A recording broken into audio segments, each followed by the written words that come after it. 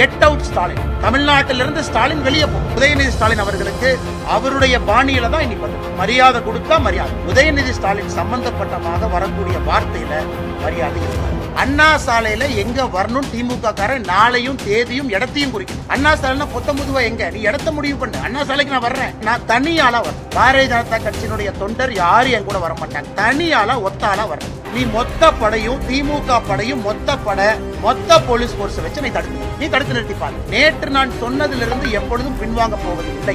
Get out Modi அப்படிங்கிற வார்த்தையை தமிழ்நாட்டினுடைய துணை முதலமைச்சர் உதயநிதி ஸ்டாலின் மேடையில பயன்படுத்துறார். இன்னைக்கு சமூக வலைதளத்துல பாக்குறேன் திமுக ஐடி விங்கு எல்லாம் சேர்ந்து நீங்க முக்கி இன்னைக்கு முழு ராத்திரி உட்கார்ந்து கெட் அவுட் மோடின்னு எவ்வளவு ட்வீட் போடுங்களோ போடுங்க.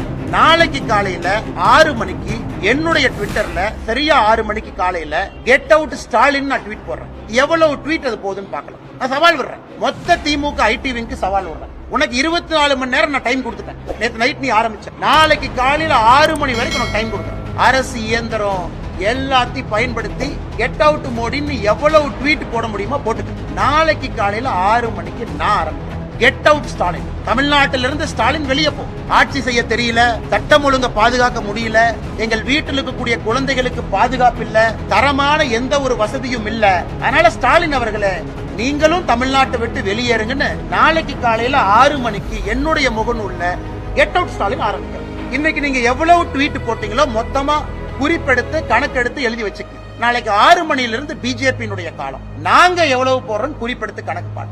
நீ போடுற ட்வீட்டுக்கும் பாரதிய ஜனதா கட்சியினுடைய தொண்டர்கள் பொதுமக்கள் போடுற ட்வீட்டுக்கும் எவ்வளவு வித்தியாசம் இருக்கு. நாளானை காலையில் இந்த பஞ்சாயத்தை முடிவு கொண்டு வரணும். நாளைக்கு எங்களோட நாள் காலையில 6 மணிக்கு நான் ஆரம்பிக்கிறேன். Get out Stalin. நீ முழு இந்தியாவும் சேர்ந்து எங்களை விட அதிகமா நீ ட்வீட் போட்டுக்காங்க. சவால் விடணும்.